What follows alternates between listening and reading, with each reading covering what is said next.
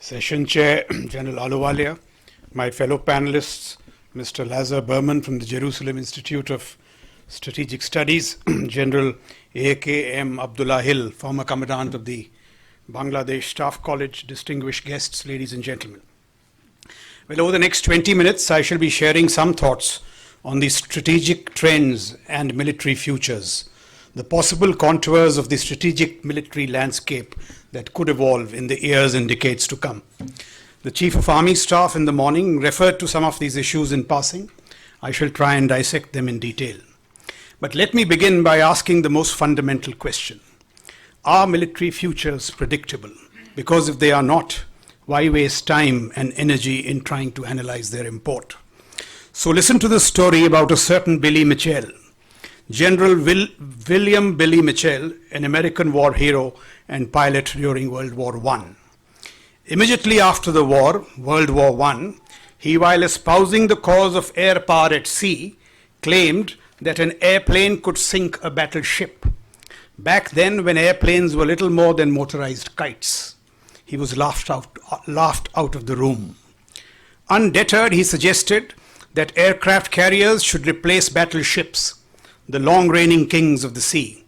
When he said that in 1924, only a stunt pilot would have considered landing a plane on a moving ship. Months later, after an inspection tour of the Pacific, Billy Mitchell predicted then in 1924-25 that the next war for the United States would be with Japan. He asserted that it would be initiated by a surprise Japanese attack from the air. He further analyzed that to cripple America's Pacific Fleet, Japan did not need to hit the entire Hawaiian chain, but merely the critical Oahu Island, which housed the Pearl Harbor. So in 1924-25, Billy Mitchell outlined with telling precision the entire anatomy of one of the most seminal battles of World War II. Now, the American top brass always thought that Mitchell was nuts, but these new assertions went too far. Mitchell's ideas were considered too dangerous for consideration, especially when they concerned military futures. Mitchell was charged with insubordination, court-martialed, found guilty, and suspended from the army without pay for 5 years. Years later, on 1st December 1941, the Japanese attacked Pearl Harbor by surprise and from the air. Within 2 hours, they sunk or damaged 8 American warships, including the famed USS Arizona, destroyed 188 aircraft, and killed 2,400 combatants. The US Navy claimed that it had been caught entirely by surprise. In reality, 2,400 brave men had been killed entirely by groupthink, and because the US top brass had overlooked the eerie clairvoyance and gift of sight of an uncanny military futurologist, somebody who had predicted the coming of Pearl Harbor with complete precision. So military futures, to say the least, in my humble view, are entirely imaginable, if not completely predictable. Difficulties lie in changing strategic mindsets, especially when it comes to the future of war. Because the stakes are considerable, the dogmas thick, and the people are not always ready to receive the future. In consequence, as the chief said this morning, war fighting always evolves faster than the war fighter. I suspect that militaries today the world over once again face the Billy Mitchell moment in their evolutionary trajectories as we transit from the industrial to the digital era. Because the military needs and sensibilities of the two eras are hugely different, conceptually, structurally, and culturally. The skill and speed with which we make the transition is the central challenge of the future. It is not going to be easy. It will call for a lot of intellectual bravery. We will effectively need to disrupt ourselves if we are to break the shackles of the industrial era and become a force to reckon with in the digital era. Let me try and capture for you some of the metrics of change that will or should punctuate the transition. The challenge is most acute for traditional Western-style militaries like yours and mine, and I suspect many of those present in this house come from the same tradition and school of thought. So for the traditional Western-style militaries that are crucibled in distinct thresholds of war and peace, these sharp distinctions between war and peace, So it is only when these Western-style militaries conclude that they have been sufficiently provoked so as to warrant a crossing of the threshold into the domain of war, it is only then that they unleash the considerable conventional prowess that rides in the back of big bang budgets and whiz-bang technologies. And so our adversaries, and here may I underline both state and non-state actors, have made the most of this constraining, oversimplified conceptual and legal framework of war and peace.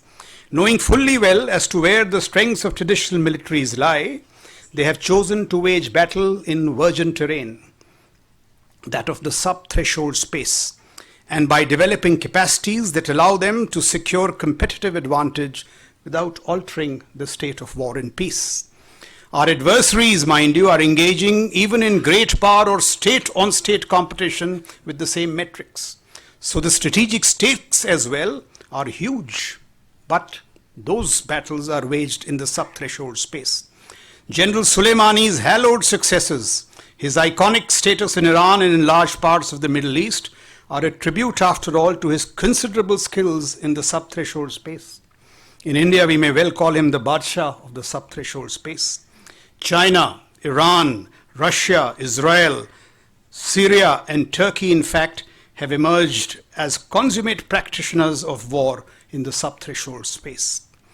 So even as traditional Western-style militaries are officially or seemingly at peace, the adversary wages total war, using all levers of power and influence in their toolkits, unconstrained by any norms, weaponizing information, sowing disinformation, fakery. By 2022, we are told that there will be complete fakes on YouTubes.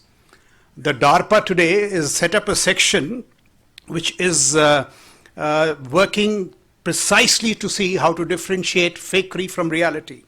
So this is what is happening.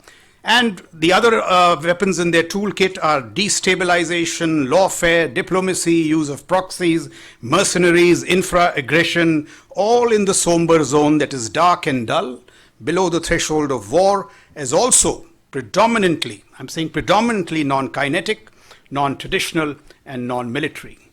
In consequence, geostrategic realities are being altered, often without a shot being fired.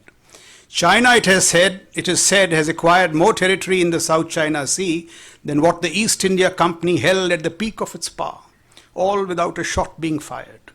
Chinese actions and maneuver in the South China Sea and elsewhere are one of information age conquest. They win without fighting. There is this use of military wile and guile to secure competitive advantage, more wit than brute force. They use ruses as weapons of choice. Let me buttress this facet of change with a few more examples of these shadow wars. I think General Ahluwalia referred to them. They are straight from Sean McVeigh's book. So let me give you just two examples. In 1981, the Soviet Union wanted to signal to its component republics to stay in line. Concurrently, to the Western Europe not to overstep or else risk destabilization. So what does the Soviet Union do? It resorts to a huge show of force because nothing gets the attention of people and leaders better. It conducts what was called Exercise Zapad 81, Westward 81, reportedly one of the largest military exercises of its time. 150,000 troops, tanks, airplanes, deployment of 654 nukes, signaling to the West that no airport from Heathrow to Frankfurt was safe. A messaging through munitions and firepower, because then that was the only way the then Soviet leader Leonid Brezhnev was familiar with to communicate with his counterparts, Gustav Husak in Czechoslovakia, Erich Honecker in East Germany, Francois Mitterrand in France, and Helmut Schmidt in West Germany, and Jimmy Carter in USA. Cut to 2016. Similar intent. Putin wants to message to NATO to keep off Russia's periphery. This time as General Philip Breedlove, the Supreme Allied Commander of NATO, tells us, Russia does not threaten military action against Western Europe as the Soviets did. It simply bombs Syria. Tens of thousands of refugees enter Europe. A migrant crisis results. There are pressures on quotas, resettling costs. There is massive discontent, anti-establishment protests. The ISIS uses the refugee crisis to infiltrate terrorists. Leads to the weakening of the position of somebody as politically well ensconced as Chancellor Angela Merkel of Germany. There is a general sense of a weakened, destabilized Europe, giving rise to Brexit. Russia has achieved more perhaps by weaponizing refugees than by threatening direct war. So this indirect approach, which is characterized by strategic subversion and tactical deniability, is becoming the name of the game. Let me draw your attention to another event. Use of high-end mercenaries in contract warfare, not contact, but contract warfare. So February 2018, eastern Syria, in the oil-rich Darul Zar province, you have this Konoko gas plant and a military outpost there which has elements of Delta Force, Rangers, Marines deployed to defend the outpost along with the Kurds and the Arab forces. One fine morning in February 2018, the outpost is struck by a massive artillery-led armor assault, T-72s and BMPs. And who leads these assaults? Not some regular forces, but 500 mercenaries of the Wagner Group, high-end mercenaries loyal to Moscow. So powerful is the attack that the Americans have to respond with Reaper drones, F-22 stealth fighters, F-16s, B-52s, and AC-130 gunships. It takes 10 hours before the mercenaries retreat. It highlights the salience of mercenaries in grey zone warfare. A legion of fighters for whom profitability is everything, patriotism is relatively unimportant. What is on offer is sophisticated military prowess now from these mercenaries, SF teams, tanks, helicopter, gunships. They have simply outclassed local militaries. They have the potential and the demonstrated ability to stand up to the US elite forces, Delta Force and Rangers and so on and so forth. And their use is ballooning even as I speak in Yemen, Nigeria, Ukraine, Syria, Iraq, and the Kurd territory. So if this is the nature of the future challenge, what should traditional militaries do? One, doctrinally, as I think now has been discussed time without number, we need perhaps to change our major focus to the sub-threshold space, regain and seize the initiative in that domain. For militaries that have for years focused on the conventional space, this will need a huge but necessary leap of faith. I think we need to read less of Clausewitz and more of Sun Tzu and Kautilya, because it's all about wile and guile. As also embrace the paradigm of total security, because in response to the total war that is being waged in the sub-threshold space, the only response can be total security. No silos. Of course, aggregation of the entire gamut of military capacities across domains, but fused cleverly with other levers of the state. Intelligence, diplomacy, information, the social media, cognitive prowess, covert capacities, etc., etc. Two, conventional militaries will need to shed too much of structure and too much of process. We have to demonstrate agility, show creativity and imagination, focus less on process, more on outcomes. We see change all around us, but we are very slow to apply. We need to be much more innovative. Take the example of Iran, a state under sanctions with Houthi rebels, and it orchestrates this great attack on Aramco across 1,200 kilometers, finds holes in the world's most sophisticated air defense systems, and demonstrates a new kind of precisionary at air power at fractional cost. So Western militaries have to get more unconventional, more Machiavellian, as I said, less of Clausewitz, less of brute force, more of Sun Tzu, more of Kautilya. 3, effectiveness and efficiencies in the sub-conventional space will call for an entirely different and elevated set of attributes and skill sets.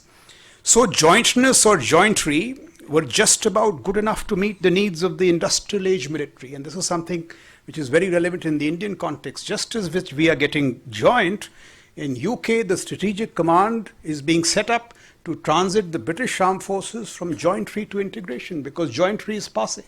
So we've just begun the journey. For the information or the digital age, you will need full spectrum integration of the 3 traditional domains, land, sea and air. You will need to harness capabilities in space and cyber.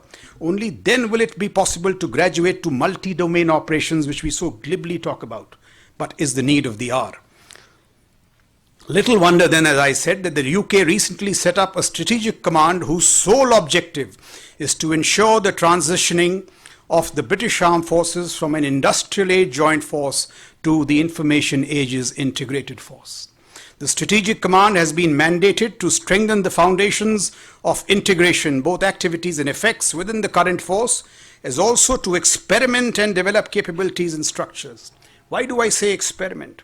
Because to quote General Patrick Sanders, the head of the Strategic Command, because he says, to put it bluntly, our way, the Western way of warfare, is so understood, so predictable, so industrial, and so vulnerable that we have to experiment with the new playing fields. We have to experiment and see what will work in response to this total war in the sub-threshold space. Because, as he says, the playing fields are indeed changing, and we will have to experiment with thoughts and concepts before we can find the right response. And that is the mandate of the Strategic Command. The Strategic Command has been mandated, as I said, to strengthen the foundations of both activities and effects integration within the current force, as also to experiment and develop capabilities and structures required for the 2030s and beyond in the priority areas of cyberspace and multi-domain operations. Our adversaries, state and non-state, unable or unwilling to contest us in our traditional areas of strength, the land, air, and sea domains, have leveraged the products of the fourth industrial revolution, which are easily available in the commercial space. They have leveraged them to outflank our traditional strengths. We need to do likewise. To meet the most pressing threats and vulnerabilities, we need to develop the most relevant capabilities. We have to recognize the fact that conflict has indeed expanded into these new domains, and we must develop expertise in these new domains if we are to outstrip our adversaries. So in the critical domains of space and cyber, we will really need to act with greater vigor. And as they say, at the speed of cyber and at the speed of space relevance, not at industrial age speeds. Our national security and national prosperity will depend greatly on our ability to protect ourselves in these domains and, when necessary, take the fight to the enemy. We need to organize and equip ourselves to fight in these domains. We have begun by setting up these agencies, but we need to organize and equip ourselves to fight in these domains just as we are organized in the physical domains. It is similar organization and equipping. Thus far, we are not, with a few exceptions, perhaps China, USA, and Israel. If information is indeed the new center of gravity, as we have been talking for a long time, and data is indeed the new oil or a vital strategic resource, we need to move from relentless upgrades in platforms. We keep saying that, but the next buy is always a T90. The next buy is always the next gun. So we need to move from these relentless upgrades in platforms and brick and mortar capacities to a posture where we truly privilege networks. We just don't. We're just paying lip service in these seminars. Truly privileged networks and truly privileged data, just as we valued ammunition in the physical fight. Only then will we be able to prevail in the digital fight. We need to make Herculean efforts to digitalize our platforms, far beyond, as I said, these cliched expressions in seminars like this. Because without a network to connect data, without cloud computing services to store and process data, and without artificial intelligence to harness data, our soldiers, sailors, and airmen, our platforms, our sensors, and our weapon systems will remain stuff-piped within domains, and our ability to exploit technologies to make decisions at digital speeds in microseconds, just as we do in the financial sector, will remain elusive, and we will continue to operate at industrial speeds and scale. And our ability to process, evaluate, and disseminate information will continue to lag the adversary. We will also need to build capacities and capabilities in multi-domain operations. Now just see the enormity of the challenge, which is what? Which is a huge ask. We will first need to build on our joint capacities in the three traditional domains, and we've just begun the journey in India with the CDS and the prospective theatre commands.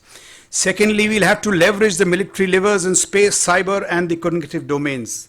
Thirdly, we'll have to create these digitalized networks. In the US, I'm told, it took them 6 years just to capture and cleanse data. It's a 6-year exercise. That's the challenge. And fourthly, use full spectrum integration, not jointry, full spectrum integration, and only then will we be able to undertake seamless planning and effects across all domains at a pace and tempo that will outstep our adversaries.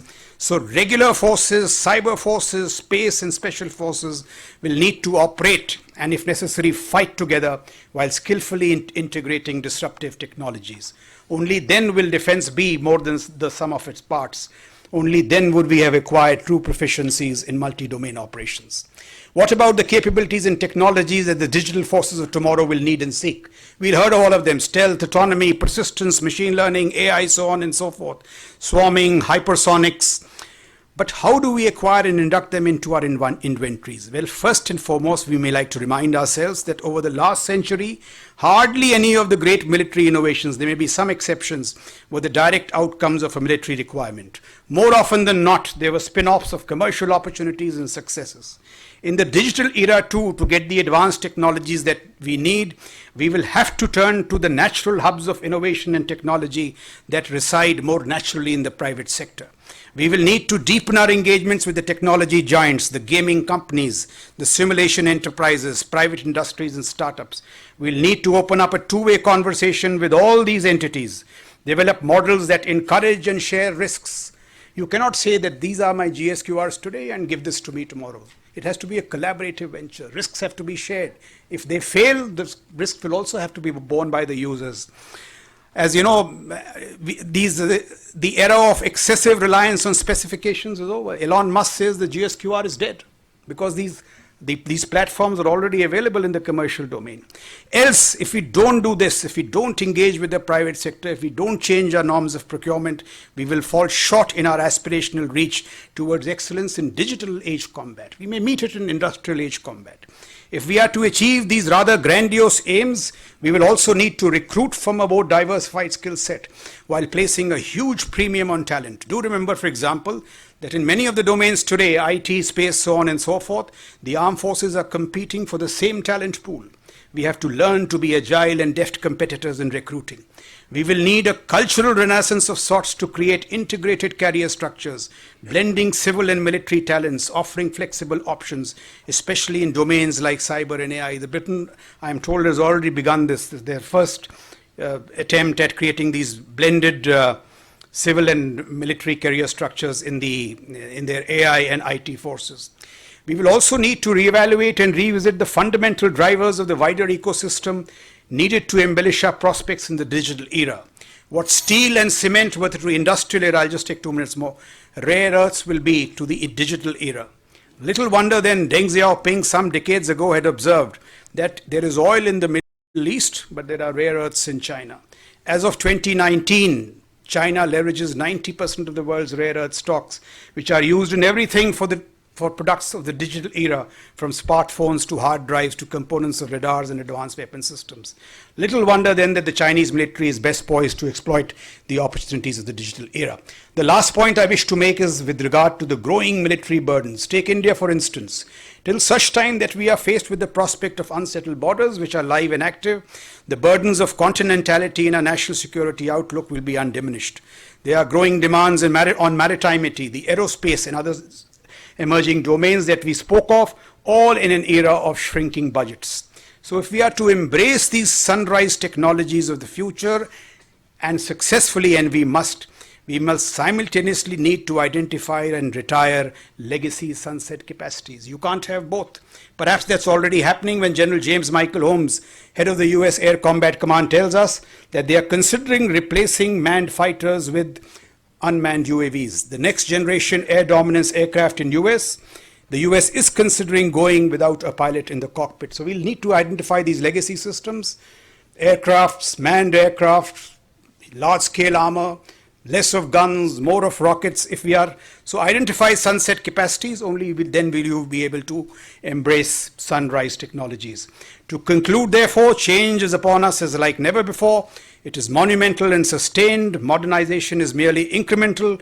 It caters to here and now needs only. The imperatives of the fourth industrial revolution demand comprehensive transformation in concept and outlook, in structure and culture, from mere jointry to full spectrum integration. And there are a few more points, but since I've run out of time, I'll conclude. Thank you.